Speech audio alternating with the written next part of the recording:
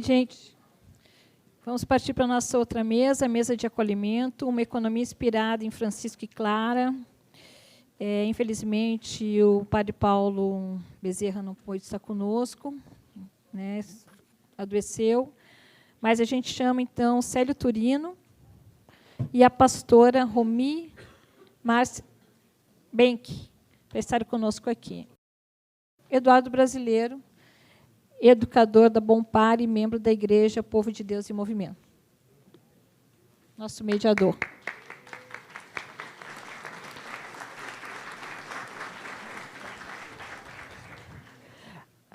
A pastora Romi Márcia Benck é formada em Teologia pela Escola Superior de Teologia e mestre em Ciência da Religião pela Universidade Federal de Juiz de Fora. Atualmente é secretária-geral do Conselho Nacional de Igrejas Cristãs do Brasil e presidente da ALC, Agência Ecumênica Comunicação América Latina e Caribe, estudiosa sobre o ecumenismo, fundamentalismo e assuntos sobre a religião da América Latina. É autora e coautora dos livros Reimaginar a Igreja, 40 Vozes Evangélicas, Ecumenismo e Feminismo, Parcerias da Casa Comum, entre outras publicações. Célio Turino, nascido em Indaiatuba, cresceu em Campinas, foi fundador do primeiro Sindicato de Servidores Públicos do Brasil, em 1988.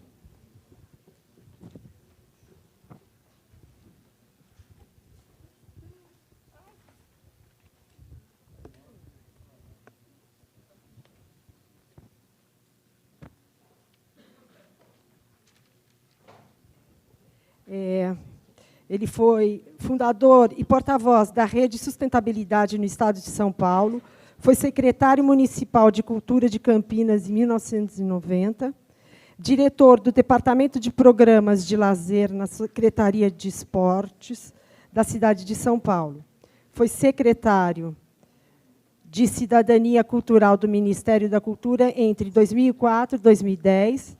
Atualmente participa da construção Raiz, movimento cidadanista inspirado em experiências de democracia direta e participativa. Bom debate. Muito obrigado, Isaura. Estarei na mediação desse encontro e para abrir a conversa com a Romi, com o Célio, que é uma alegria ter eles aqui conosco. Romi veio de Brasília, né, Romi? Direto para cá, vai embora ainda hoje para Brasília. E é uma honra ter ela com o CONIC, Conselho Nacional de Igrejas Cristãs, somando aqui conosco. Essa mesa pretende, então, discutir uma economia inspirada em Francisco e Clara. E, se nós falamos disso, a gente pensa, quais são esses 3 ecos que saem, retumbam de Francisco? Um grito por uma ecologia, um grito por uma economia, mas também um grito por um ecumenismo. E um ecumenismo além das fronteiras, como a gente aprendeu a entender. Não só o ecumenismo do diálogo dos iguais, da mesma matriz de fé, mas um ecumenismo para frente. Então, falar de Francisco num encontro pluralista é mais do que a gente encontrar-se aqui enquanto comunidades e grupos e movimentos a partir do nosso lugar, mas é ir aos lugares dos outros e aprender assim. E assim a gente começa aprendendo, então, com a Romi. Boa tarde a todos e todas. Uma alegria e um tremendo desafio poder participar desse encontro, extremamente relevante, como já foi dito na mesa anterior. É mais do que necessário a gente atender a esse chamado do Papa Francisco, para a gente poder refletir sobre a economia que nos mata, que assassina, que determina quais são as vidas que têm o direito de viver e quais são as vidas que devem morrer.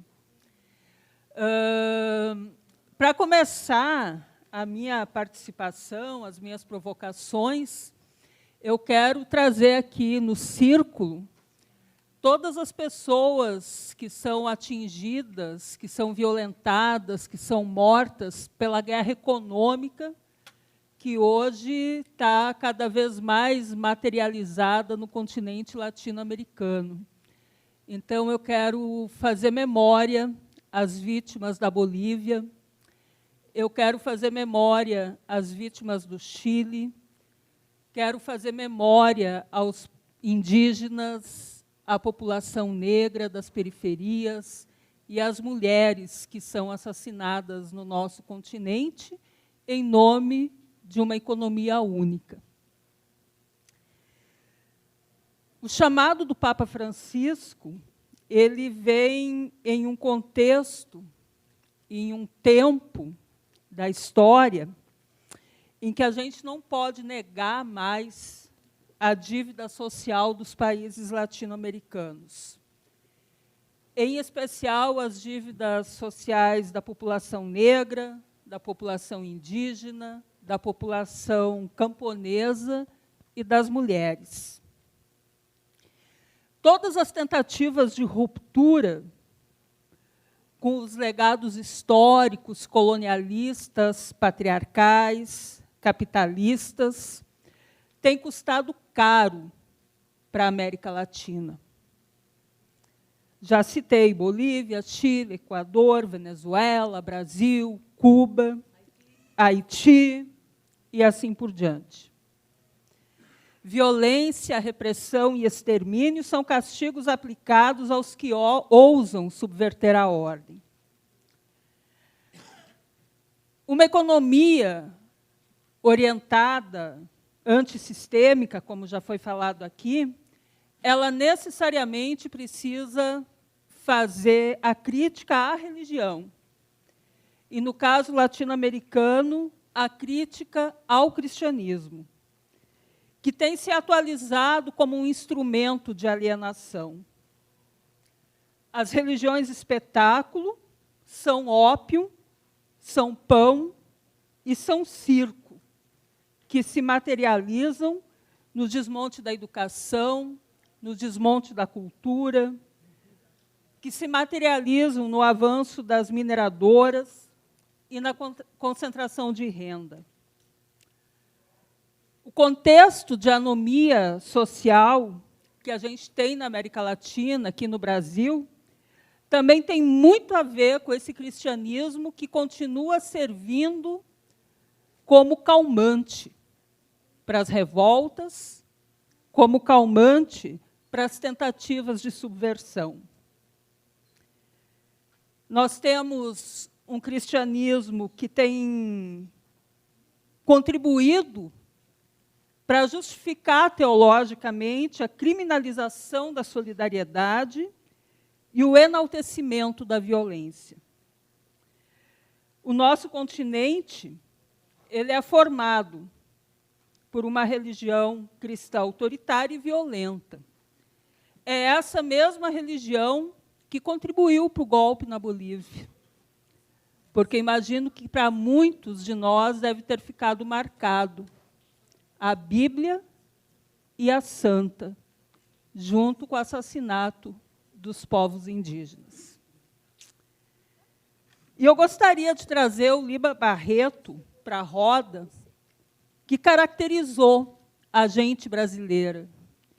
Ele dizia: brancos, pretos, mulatas, caboclos, gente de todas as cores e de todos os sentimentos, gente que se tinha metido em tal aventura pelo hábito de obedecer, gente inteiramente estranha à questão do debate, gente arrancada à força dos lares ou à calaçaria das ruas, pequeninos tenros, ou que haviam se alistado por miséria, gente ignara, simples, às vezes cruel e perversa, como crianças inconscientes, às vezes boa e dócil, como um cordeiro, mas, enfim, gente. Olhar para essa gente é que nós precisamos fazer quando queremos falar em uma economia inspirada em Clara e Francisco.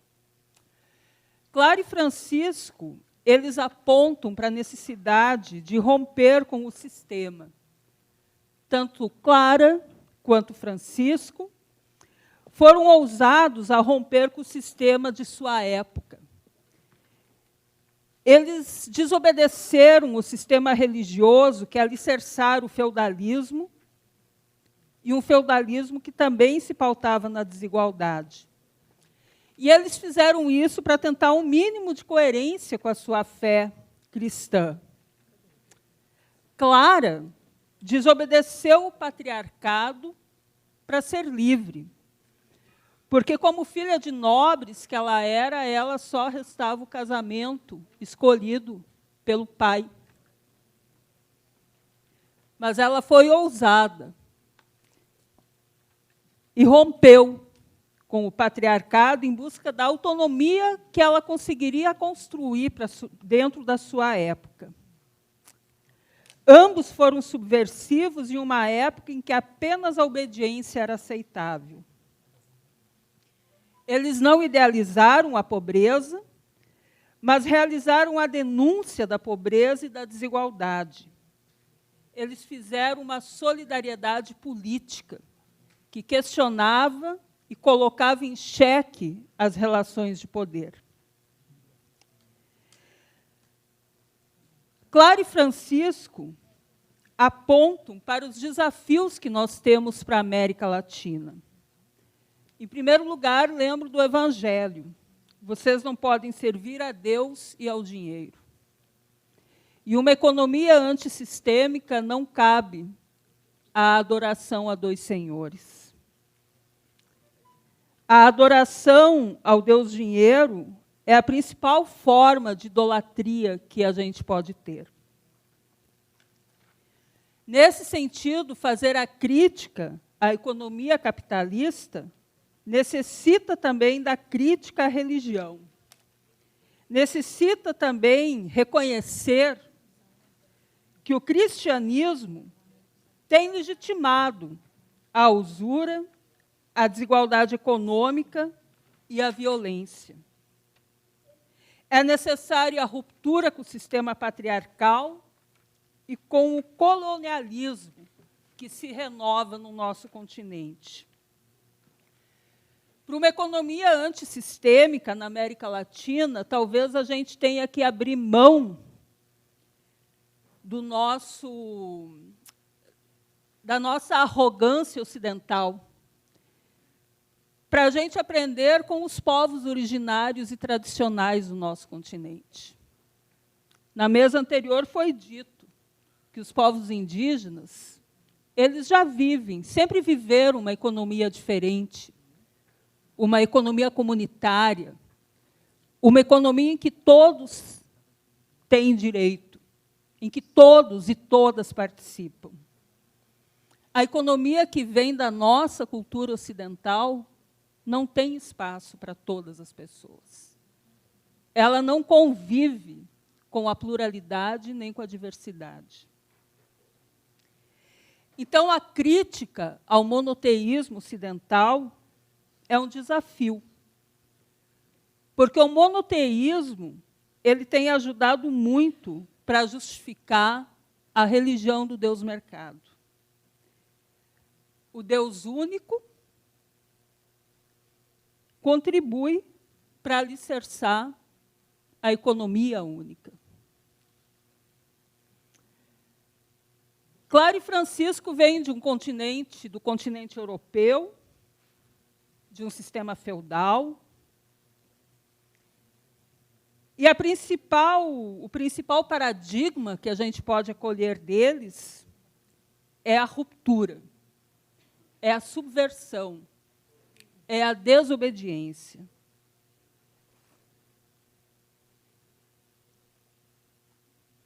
E na América Latina, nós precisamos aprender a fazer isso. Romper, desobedecer e subverter. E a principal subversão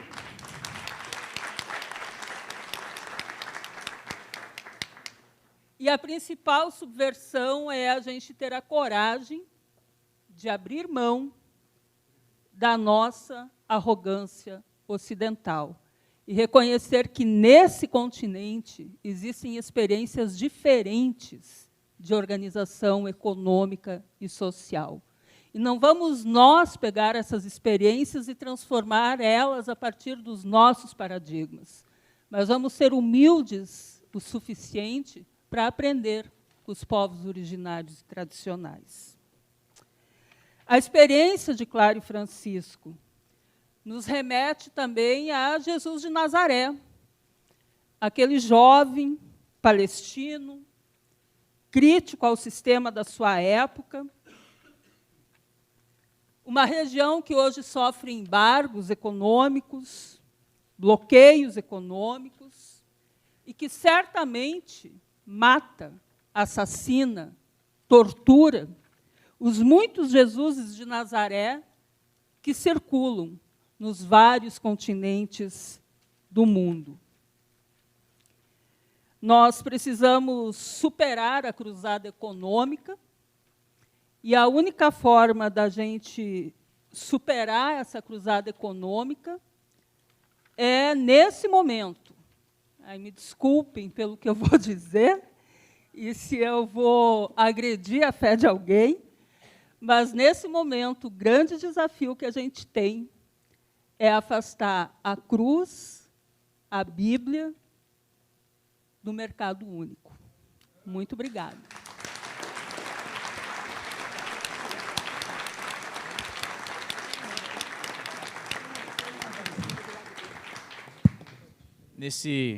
Essa provocação da Rome, emendando para o Célio, é importante a gente saudar aqui ou também organizações, movimentos, coletivos que estejam aqui, que trazem as pastorais e constroem as pastorais e família religiosa, né? Na nossa transmissão online, temos 83 pessoas acompanhando pela TV PUC.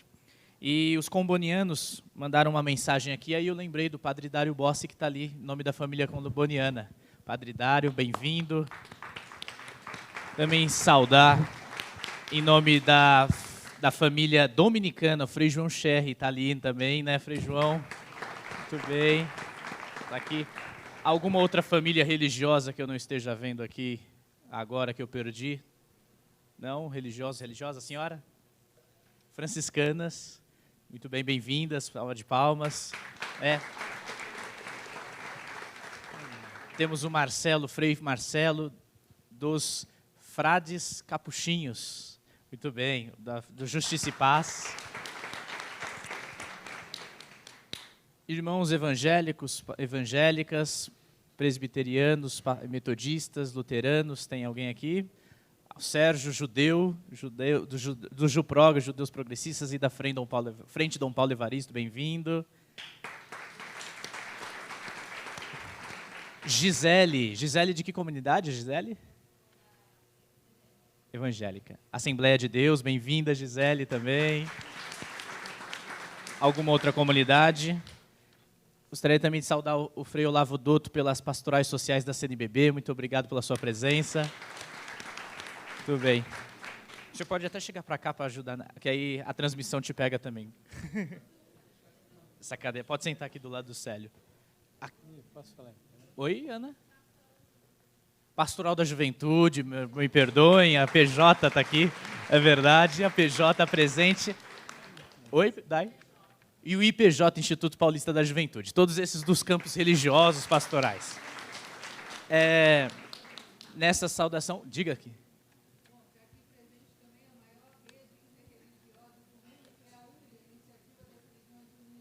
Muito bem-vinda, parabéns. Parabéns. Muito bem. E nessa saudação, gostaria também de lembrar que o grito de Francisco é de Francisco de Assis. Francisco não se autodeclara, ele será pontos para uma nova economia, mas ele dá linhas de que Francisco precisa ser pensado a partir de Assis. Sair de uma economia civil, onde Francisco viveu, para uma economia capitalista, nos chega hoje nesse colapso que nós estamos com esse sistema. Então, vamos para a próxima fala, que é a do Célio Turino, e depois da fala do Célio, vamos abrir para algumas perguntas, falas, reflexões nessa mesa, 4, 5 falas, e aí a gente vai dando as linhas desse debate. Célio. Boa tarde. Eu posso falar em pé? Pode. Eu fico incomodado de falar de costas. Então, me movimentarei um pouco. Aí você também fica perto comigo.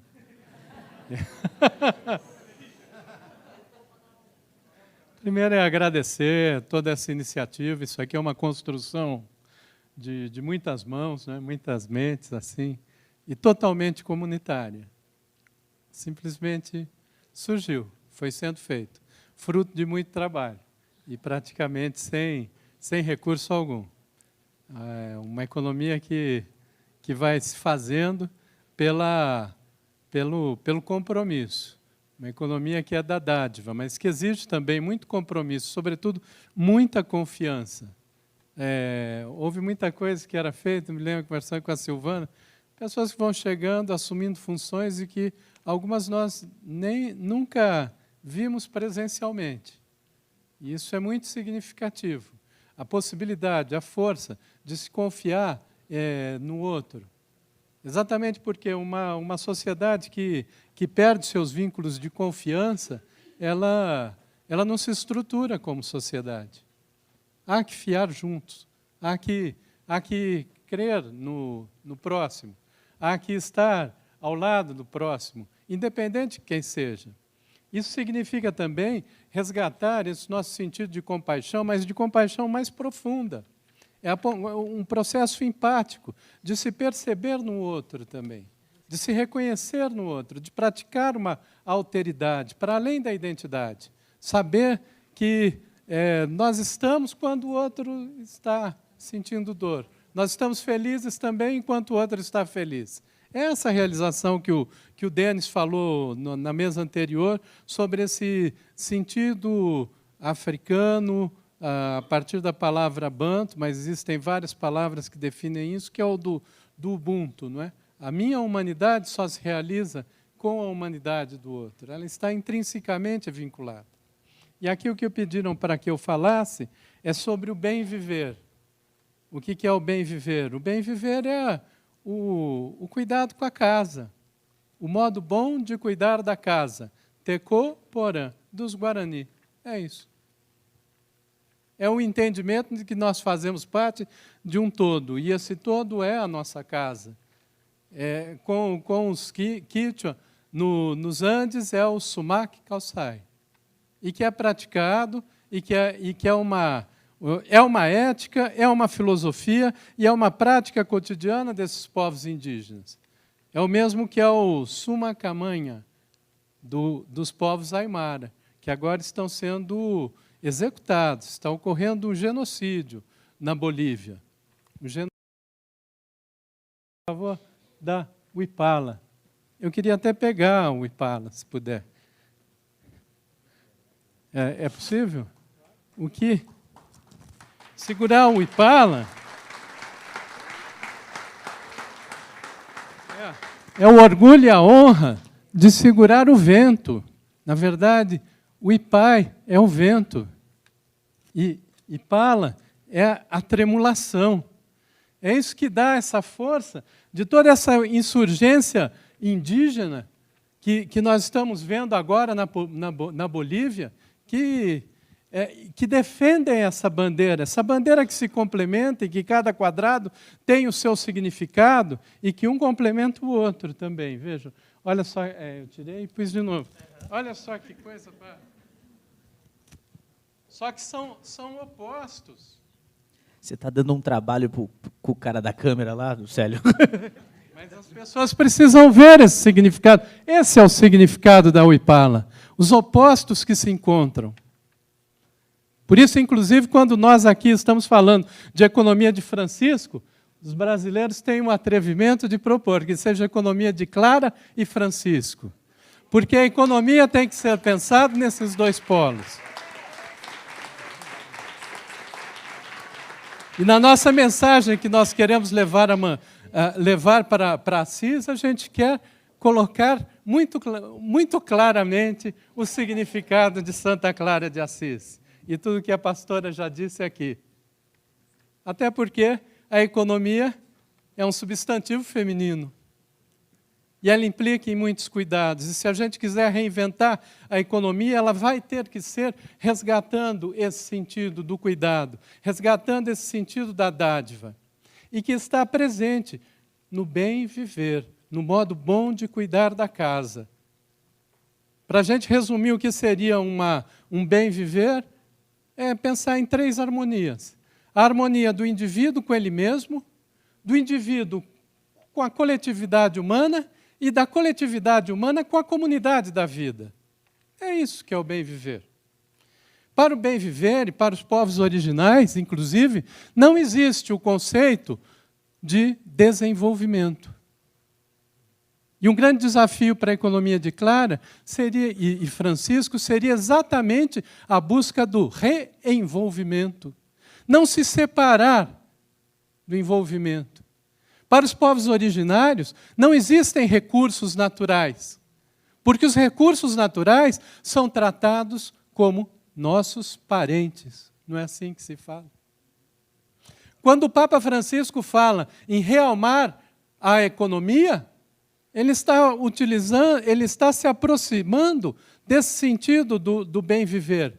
Para os Aymara, na Bolívia, existe uma palavra, que é o arraio. O que é o arraio? É o sentido das coisas, o sentido dos demais seres. Não só os seres animais e os vegetais, mas o sentido da pedra, o sentido das águas, o sentido dos minerais. Todos têm o seu arraio.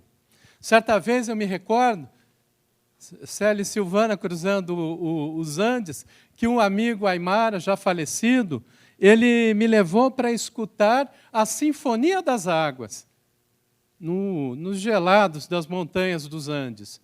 E é possível ouvir. E ele falava, encoste seu ouvido aqui e escute. E eu escutava aquela água sendo destilada gota a gota. Aquelas águas destiladas gota a gota estão acá, na bacia do Amazonas, no Pantanal, na bacia do Prata.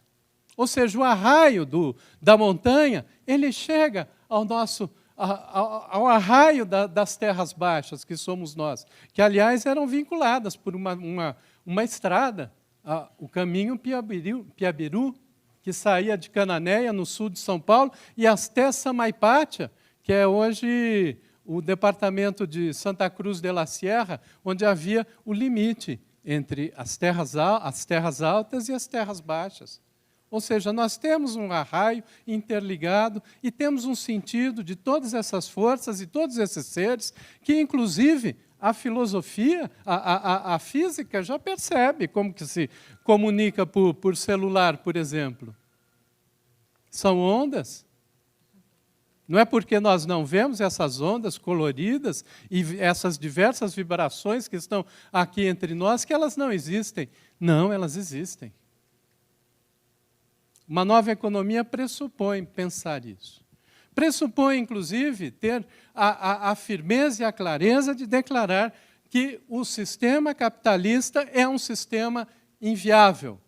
Ele é injusto, mas ele é ilógico também. Não é só uma questão da iniquidade. Ele não tem razão de existir. Ele está levando o planeta ao suicídio.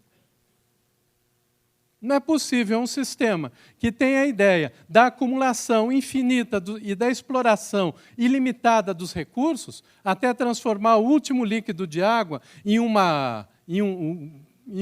líquido pútrido. Ele não tem lógica, ele não pode subsistir, mas nós permitimos que ele subsista, exatamente porque permitimos que o nosso arraio, a nossa alma, fosse nos tirada.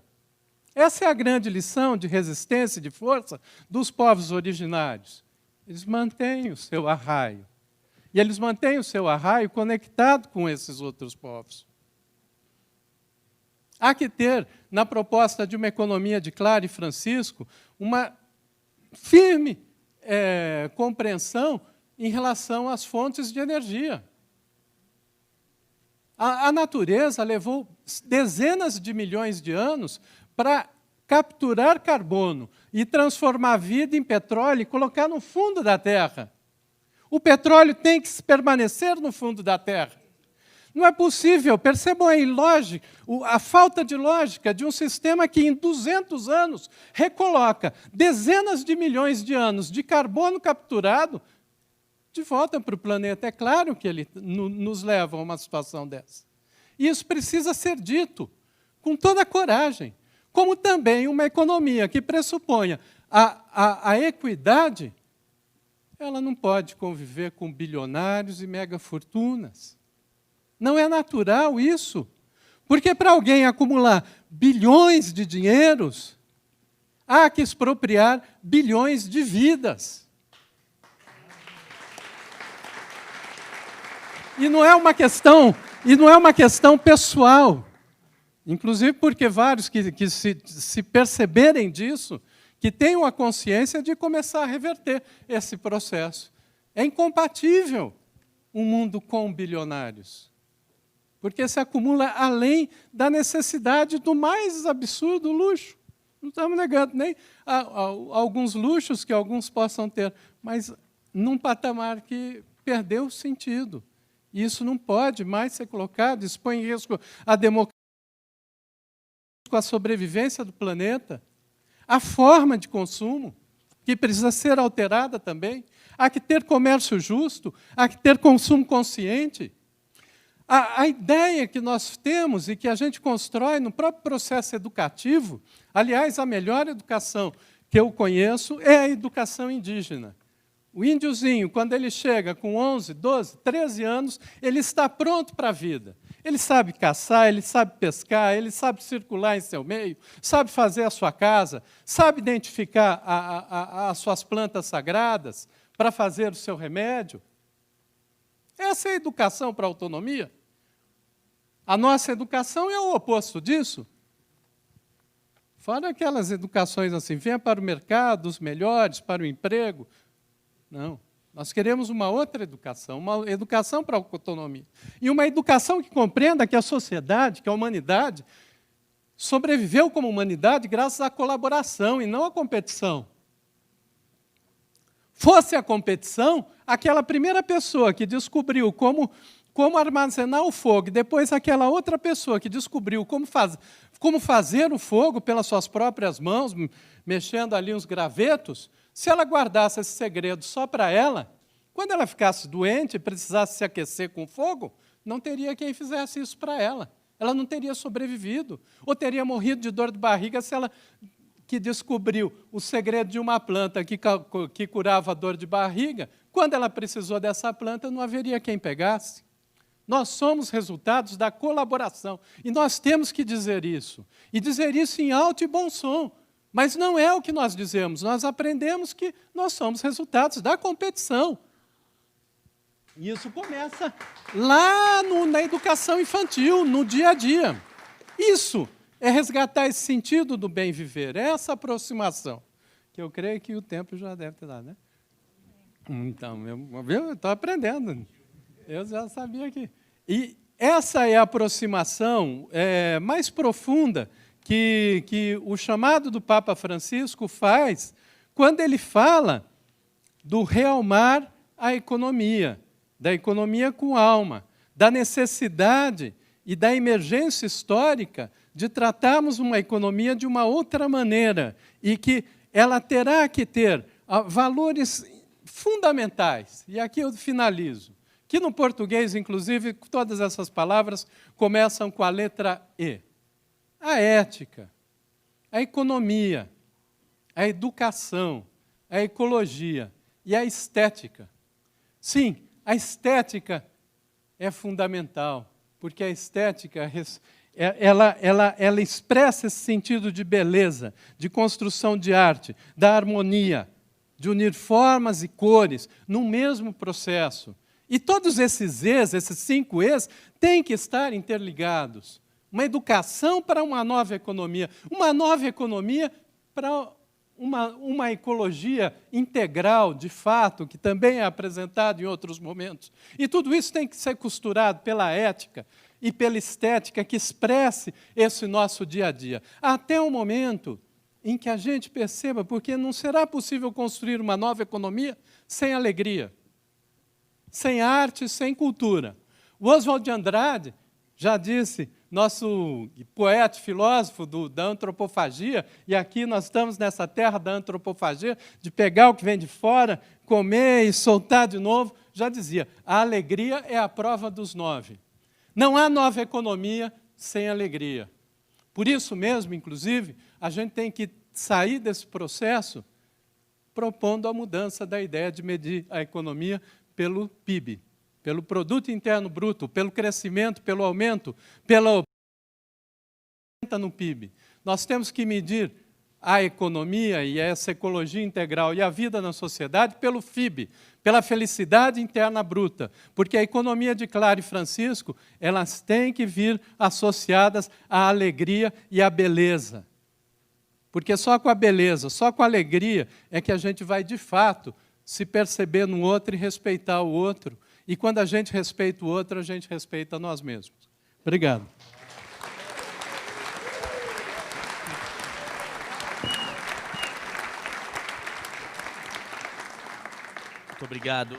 Muito obrigado, Célio. Brilhante. Você e a Rome deram a linha disso. E quem fala isso, na verdade, é o Padre Paulo, que está acompanhando da internet, porque ele ficou doente e não pôde contribuir aqui na nossa mesa. Mas ele mandou uma frase, e eu acho que é boa colocar aqui, sobre essa contribuição. Os poucos anos do pontificado reformador de Francisco foram suficientes para propiciar à Igreja um momento novo, ainda que não sem tensões e oposição de segmentos eclesiais, que até então gozavam de prestígio e ocupavam centros de poder. A eleição de um papa do fim do mundo desestabilizou o velho centro, acostumado a domesticar autoritariamente a periferia. Esse trecho dele ele pega do padre Agenor Briguente, lá de Florianópolis, e para contribuir com essa mesa, na qual teria também o Padre Paulo aqui conosco. Agora queríamos abrir aqui para as perguntas, falas, manifestações, e nós poderíamos fazer uma primeira rodada de 4 manifestações. A senhora pode vir aqui aqui embaixo, por favor? Então, nós temos 2 microfones, eu aqui e Isaura lá. Perfeito. Certo? Então, levanta a mão. Para você ser enxergado, visto. Seria legal. Quem faz a pergunta vir aqui na frente, se a senhora puder descer aqui, que aí já entra o intérprete. É vergonha de descer aí. Gente, vamos fazer então 2 filas. Quem quiser, vem aqui. Fica bem melhor. É melhor.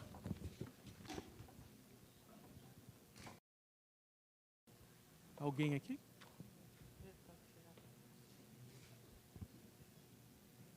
Ali no Américo.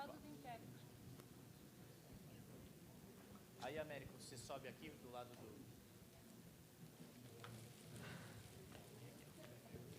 Quem quer fazer pergunta? A Milton, vem para cá. Pode vir ali do lado do... Tudo bem? Aqui, ali, ó. Vai ali do lado dele. Aí consegue ver isso. Não, fica aqui do meu lado, que eu me sinto melhor. Boa tarde a todos. Som. Boa tarde a todos. Eu acho que eu fui pega numa pegadinha, porque não falaram que a pergunta tinha que ser feita no palco. Então, estou um pouco nervosa, mas agradeço muito a presença de todos e é muito importante tudo isso que vocês estão falando. Não dá para ouvir? Chega perto. Oi, boa tarde a todos. Está me ouvindo? Aê, bravo. Pode se apresentar também e dizer de onde veio. Meu nome é Cristine Queima, sou representante do grupo de ecobairros da Vila Beatriz e de Jataí. A gente tem uma ação comunitária nos bairros. Eu sou uma das representantes, tem outras pessoas na plateia também. E estou muito agradecida de ter tido a oportunidade de estar aqui hoje e estar ouvindo tudo que está sendo dito. E gostaria de colocar a pergunta para os dois, que as falas dos dois foram muito complementares. Como fazer a resistência em 3 frentes? A gestão da decisão, que é concentrada, os milhões de oprimidos sem consciência e clareza das necessidades de mudança e como fazê-la, e como também mobilizar a minoria dos beneficiários que tem uma forma de consumo e de riqueza acumulada. E como fazer a resistência nessas 3 frentes, de uma forma a alinhar e harmonizar esse entendimento que o Célio falou agora, dos 5 E's, que ainda não é universal. Como que isso daí seria possível?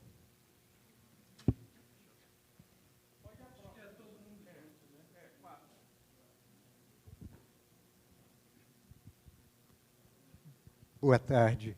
Eu sou Marcos Arruda, do Rio de Janeiro, do PAX, um instituto que trabalha com o movimento popular, e eu trago aqui uma bandeira que é uma versão alternativa da bandeira dos povos andinos. Essa bandeira é da Nación Pachamama.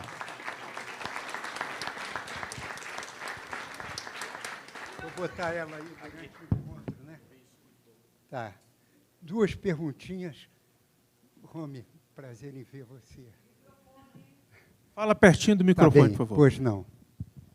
A primeira é que nós acreditamos que é essencial incluir na economia de Francisco a demanda de criação de legislações que incluam os direitos da natureza, o reconhecimento dos direitos da natureza como parte essencial dessa economia.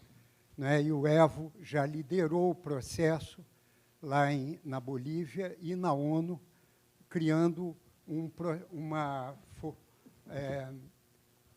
proposta ligada aos reconhecimentos dos direitos da Mãe Terra.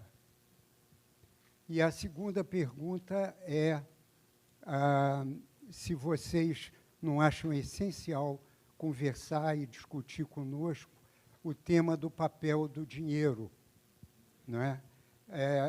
Qual é o sentido dele, como ele pode ser resgatado e como ele pode servir ao objetivo maior, o dinheiro como bem comum.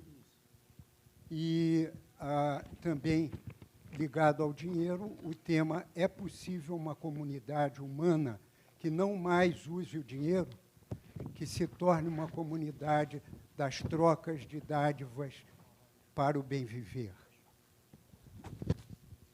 Muito bem. Só que fazendo um comentário, nós teremos também uma roda falando exatamente deste ponto que o senhor aborda. A roda chama economia. Tá? E tem a outra de finanças também. Muito bem. Bom, boa tarde, meu nome é Vanessa Rasson. Também estou nervosa, estou aqui sentindo o peso aqui dessa plateia compromissada. Queria, antes de mais nada, saudar meu irmão, meu tchai, né, Adeildo, que faz tempo que eu não vejo, é uma alegria tão grande te ver. Adeildo, a minha fala era na linha, estou vendo aqui amigos importantíssimos nessa caminhada pelos direitos da natureza, né, pelo reconhecimento dos direitos da natureza.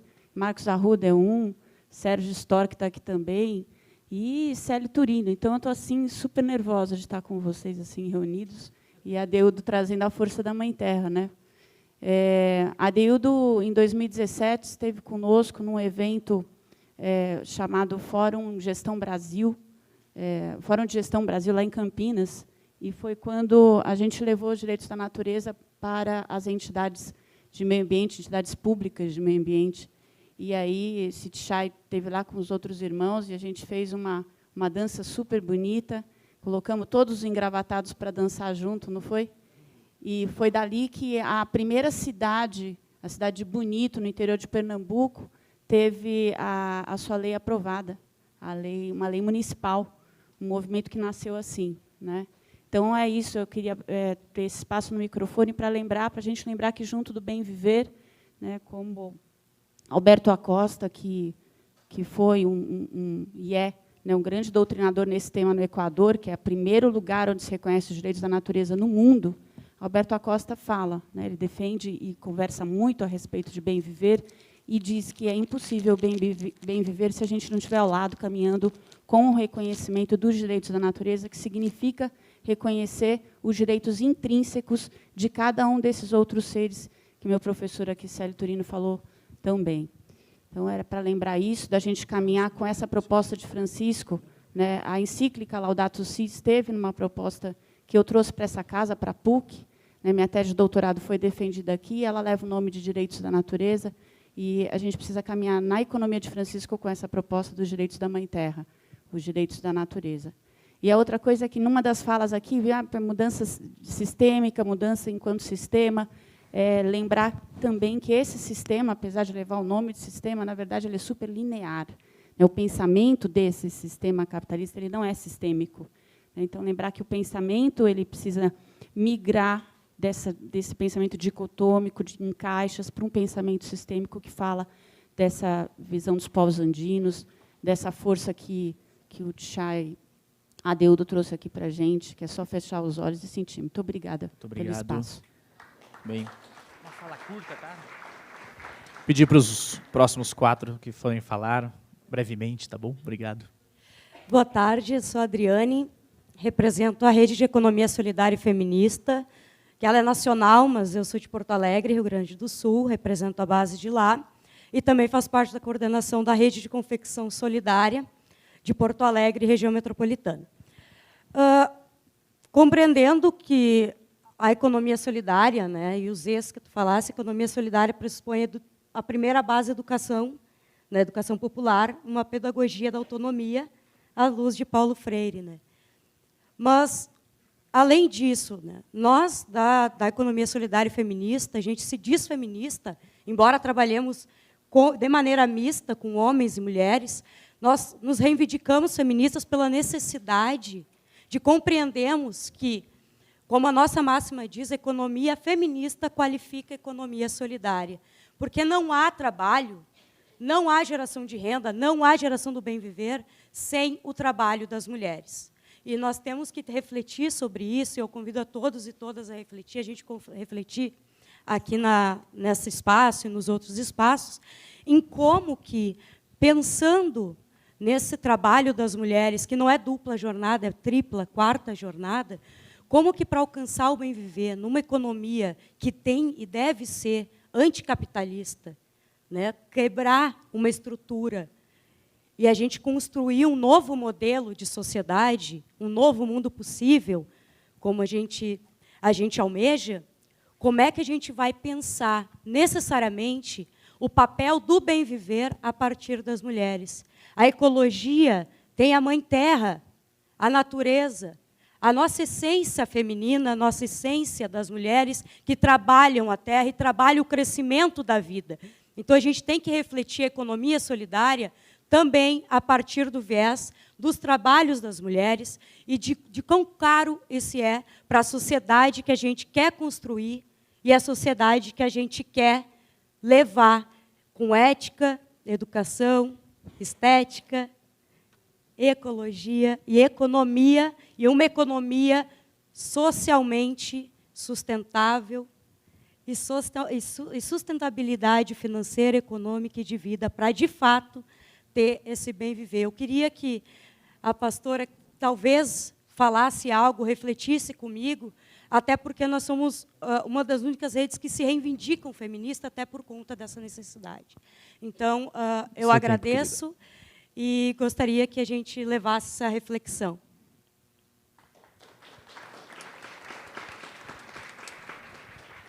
Meu nome é Sandro, eu estou representando aqui o Cartão de Todos, é uma empresa que já está no mercado há quase 20 anos e trabalha muito essa questão da administração solidária. Uma pergunta que eu quero fazer para você, Célio, é que você colocou sobre os 5E, ética, economia, estética, educação, né? Dentro do modo que vai operar essa economia de Francisco, eu creio que a indústria não vai fechar, eu creio que a mão de obra não vai acabar, eu creio que vai ter trabalho, vai ter indústria, né? Então, a economia vai continuar gerando. Às vezes, os processos vão mudar, né? Então, dentro desse cenário, a gente tenta entender como que será esse fluxo, como que vai interagir esses 5E diante das indústrias, diante dos trabalhos, porque, vou dar 2 exemplos. Se a gente tem a maior parte da riqueza nas mãos de uns, foi em cima de maximização de lucratividade. E se a gente tem profissional, né, eu sou contador, né, eu tenho um salário X, eu sei que existe contador que ganha 10 vezes mais que eu, ou para lá, devido à sua capacidade técnica. Como que vai ser essa relação? Né, eu sei que vai ter outro tema relacionado a isso, mas já que nós entramos no bem viver, como que será esse mecanismo do 5E, do bem viver, diante desse cenário? Obrigado.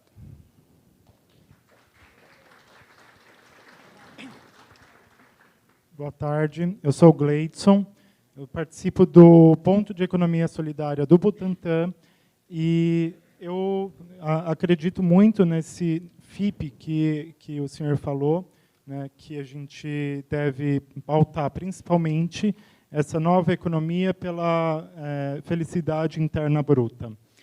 E eu acredito que a gente não tem como discutir a felicidade interna bruta sem saber as dificuldades das pessoas que estão ao nosso lado, sem saber a história de vida das pessoas que estão ao nosso lado, para a gente conseguir entender, conseguir respeitar essa história de vida, né? Então, acho que eu gostaria de poder partilhar isso, né? Que eu tenho visto muitas frentes trabalhando, realmente, tentando desenvolver uma economia solidária, porém, não conseguindo entender o lado de quem está ao lado deles. Então, eu gostaria de partilhar isso com cada um de vocês. Muito obrigado.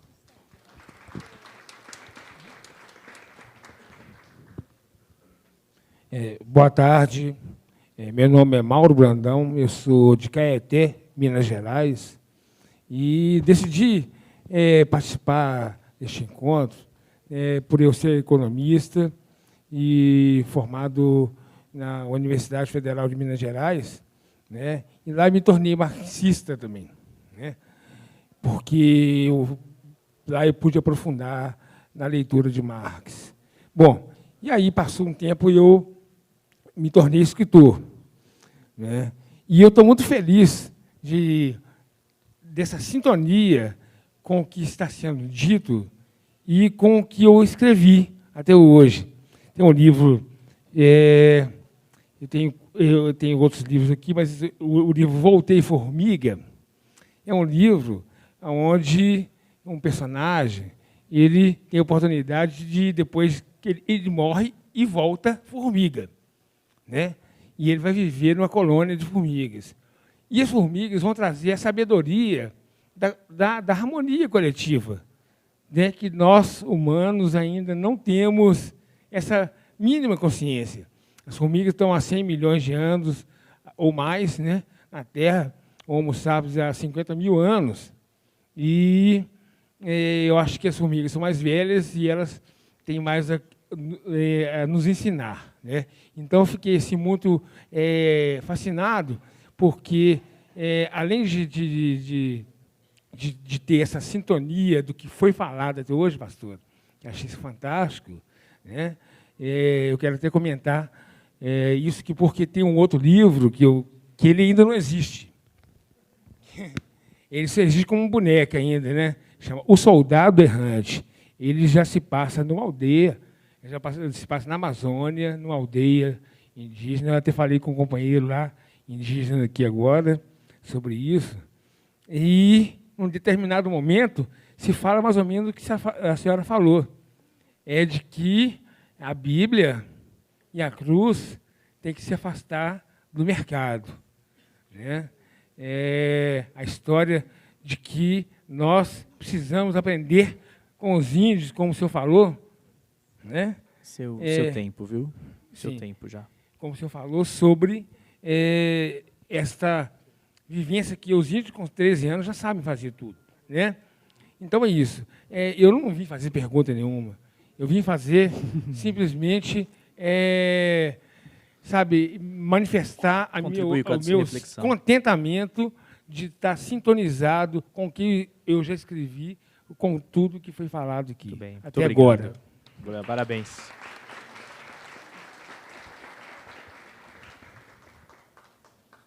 Olá. Oi, meu nome é Hidalgo. Eu queria destacar brevemente duas questõezinhas. Uma é que quem faz política, nós de classe média que mais se envolve com isso, ou quem discute economia, esquece de discutir algumas questões que são fundamentais no meu entendimento, que é a questão da afetividade, da solidariedade, né, das novas formas de propriedade, que não está limitado só a público e privado. Tá? Uma comunidade gera valores intangíveis por ser uma comunidade, e é sobre esses valores que elas se assentam. Né? E essa dimensão escapa quando coisa, né, ou quando você que são coletivos. E esses valores coletivos têm que estar na economia de Francisco, quero entender, muito bem destacado. A outra questão, o Ladislau coloca no texto dele, a dimensão local, né? Que, para mim, ela tem uma abrangência enorme e provavelmente não, diria com certeza, espero ver ao término dos meus dias como uma coisa pungente, possante e decisiva para os rumos políticos e econômicos solidários do país. Muito obrigado. Essa volta para eles aqui. Obrigado.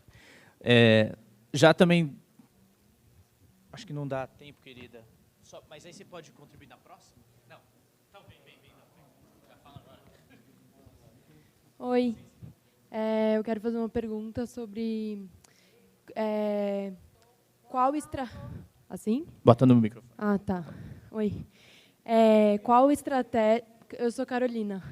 Qual estratégia vocês veem como reeducação do consumo? Porque eu percebo que a economia ela vai de acordo com o nosso consumo. Então, eu acredito que a nossa transformação e a transformação do capitalismo e do sistema, que a forma como ele vem sendo feita, ela é reflexo total e direto do nosso consumo como indivíduo. Então, eu quero saber quais são as estratégias que vocês veem para aplicar um consumo consciente. Obrigada. Muito bem. Muitas das questões que foram colocadas aqui, nem o Célio e a Rome vão conseguir se aprofundar, mas as outras mesas vão passeando por essa crítica capitalista, olhando alternativas, e também nas rodas de conversa dessa noite. Então, não deixem de estar presente hoje às 20 horas. A gente vai para as salas nas 5 rodas de conversa, ou 6 rodas de conversa que nós temos hoje, tá bom? E aí nós vamos fechando esse painel agora com as duas últimas falas da Rome e do Célio, tentando responder e também fechando o ciclo. Só uma fala só. Bom, vamos inverter, aí termina com a pastora. Tá? Não vai dar para responder ponto a ponto, mas fazer uma síntese, né? Primeiro, quando nós falamos de bem viver, ou economia de Clara e Francisco, ninguém está propondo ir para a economia da Idade Média, né?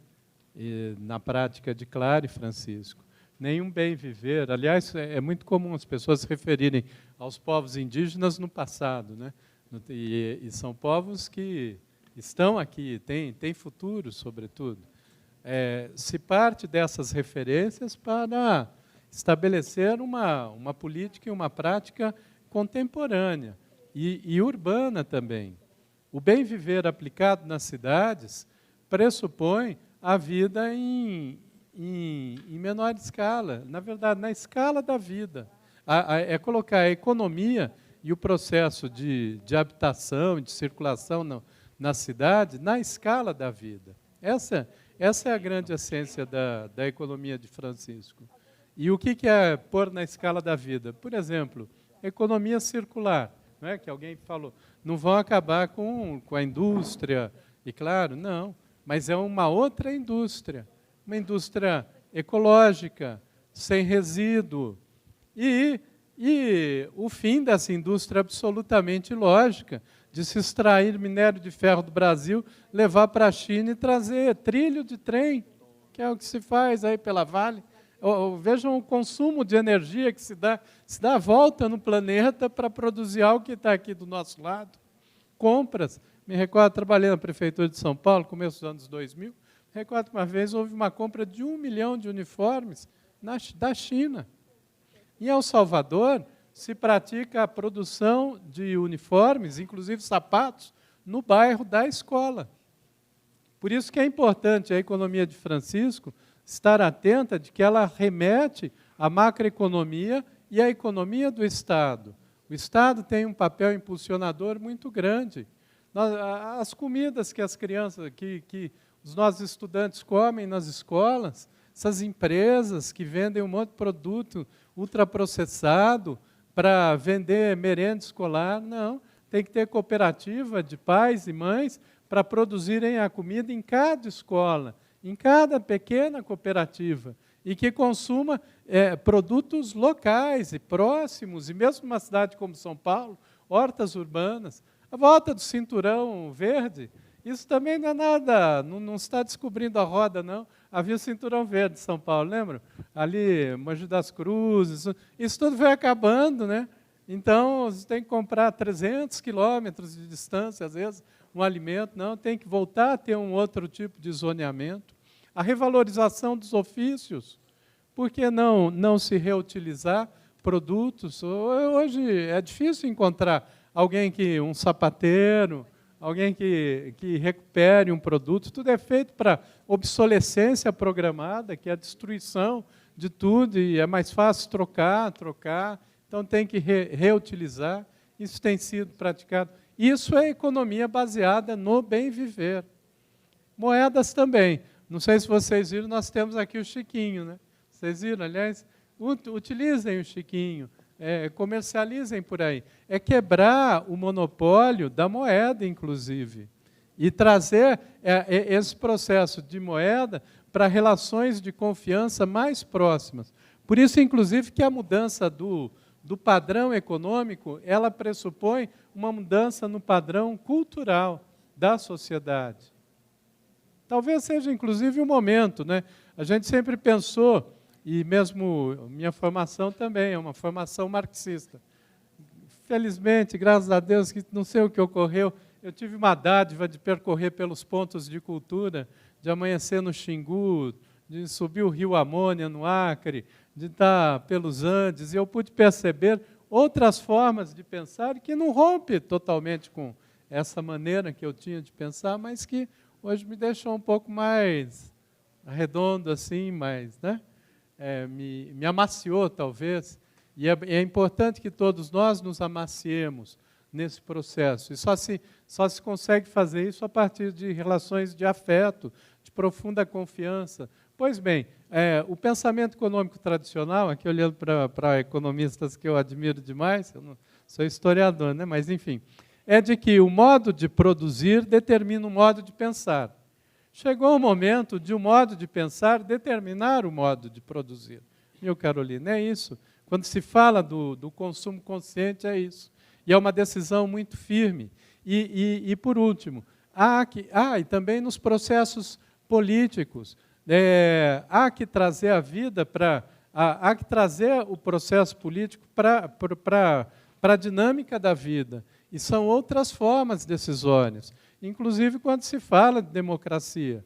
A gente tem uma ideia de democracia que é essa, que é, no máximo, a da maioria sobre a minoria, dos processos decisórios, mas não. A busca de consensos, a construção de processos de consenso. E o que é o consenso? É o consentir. É não impedir que o outro faça, na verdade. Desde que, ao não impedir que o outro faça, ele não destrua também os outros, né? Não há como ser tolerante com a intolerância, claro. Mas são outras formas decisórias de tomada de posição que precisam ser colocadas, outras formas essa da economia circular. É pensar, inclusive, a economia no plural, são as economias. No século XX, nós pensamos muito um ou outro sistema. No máximo, tinha uma terceira via aí, né? Era isso, né? Agora, não. Agora é pensar um e outro, e mais outro, desde que, nesses outros todos, eles não impeçam que caibam todos os mundos. Ou seja, não cabe o mundo de bilionários. Isso tem que ser dito de forma muito clara. Mas não cabe o mundo de paraísos fiscais, não cabe o mundo de acumulação e de produção infinita. Mas, tirando isso, há várias formas de produção, de busca de consenso, de decisão política e que precisam ser apresentadas nesse processo. É isso. Muito obrigado pela...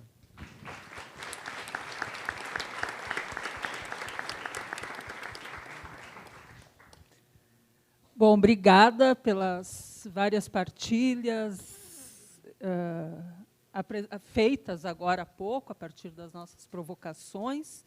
É óbvio que não tem como reagir a todas, mas eu gostaria de me ater a duas ou três observações. A primeira sobre os direitos da natureza. Penso que isso é mais do que necessário na Laudato Si, isso está muito presente quando o Papa Francisco faz a crítica ao antropocentrismo. Então, a gente precisa realmente mudar a nossa chave, esquecer que não nos considerar mais o centro do mundo, mas como parte do mundo, uma pequena partícula desse imenso sistema vivo que é o planeta Terra. E isso penso que está muito presente na Laudato Si, é muito bem desenvolvido. E aí também vem uma crítica para o cristianismo, porque o cristianismo contribuiu muito para a nossa concepção antropocêntrica. Então, o centro do mito da criação é a criação do ser humano. E a gente precisa inverter essa hermenêutica e considerar que o ser humano não é nada sem o planeta Terra. Somos nós que dependemos do planeta Terra e não o planeta Terra da gente. Se a Terra se acabar, ou se a humanidade, os seres humanos forem extintos, que a gente está nesse processo de autoextinção, o planeta Terra, de uma forma ou de outra, vai continuar. Então, esse paradigma precisa ser mudado, evidentemente. E aí tem as experiências do Equador e da Bolívia, que tem muito a nos ensinar. Talvez até por isso que o sistema imperialista, né, esteja atacando esses países, porque, a partir do momento que tu reconhece os direitos da natureza, necessariamente você precisa colocar limites e critérios para as explorações extrativistas. Sobre o papel do dinheiro, que o nosso querido amigo Marcos Arruda, eu não tenho conhecimento para isso, mas eu acabei de voltar no domingo de madrugada de uma experiência muito rica na Venezuela. E ali a gente conheceu muitas experiências, eu fui lá com um grupo para uma missão muito específica, mas algo que me chamou a atenção, das muitas coisas que eu aprendi, foram as alternativas criativas que eles estão encontrando naquele país por causa do bloqueio econômico imposto pelos Estados Unidos. Então, uma das experiências desenvolvidas é justamente a experiência das trocas. Bom, de tu não depender tanto do dinheiro, até porque o sistema capitalista bloqueou todas as formas da Venezuela poder pagar os produtos que são necessários para o dia a dia do sistema de funcionamento da sociedade. Então, e também nas economias populares, a gente tem várias experiências que nos apontam de que, bom, a gente precisa criar experiências dentro desse que se autodeclara sistema único, né? Ou seja, buscar formas de corroer o sistema por dentro. Sobre a questão da economia feminista, que qualifica a economia solidária, que o bem viver ele necessariamente é anticapitalista e não tem como pensar uma sociedade do bem viver sem a partir da experiência das mulheres, estou 100% de acordo, porque eu penso que, nesses últimos anos, década de 90 em diante, o movimento que realmente continuou fazendo a crítica ao capitalismo e lembrando da desigualdade de classe foi o movimento feminista. Então, o movimento feminista ele é anticlassista, ele é antirracista e ele é anticapitalista. O movimento feminista que não se coloca dessa forma também não é movimento feminista, né? É um movimento de mulheres que reivindica um pouquinho mais de espaço num sistema que não oferece espaço para as mulheres. E, por fim, sobre a estratégia para a educação do consumo, assim, não se diz que a gente sempre está permanentemente fazendo revoluções dentro de revoluções. E a mudança na forma de consumo precisa ser permanente. Existem várias alternativas, mas a gente precisa também de uma mudança cultural. Saber que eu posso comprar das experiências da economia solidária é uma delas. Saber que da reutilização de material é outra. Comprar nas feiras livres, na feira do produtor, da produtora, é outra. A gente não precisa comprar nos grandes supermercados os alimentos que a gente consome. Vamos comprar direto do produtor, saber onde estão morando, como é que elas se organizam. Então, isso depende muito da gente diariamente pensar, não, eu preciso ser menos consumista. Assim como todos os dias eu preciso pensar, eu preciso ser menos racista. Então, são mudanças que a gente gera também a partir da nossa autoconsciência. Obrigada. Muito obrigado, Célio, Romy.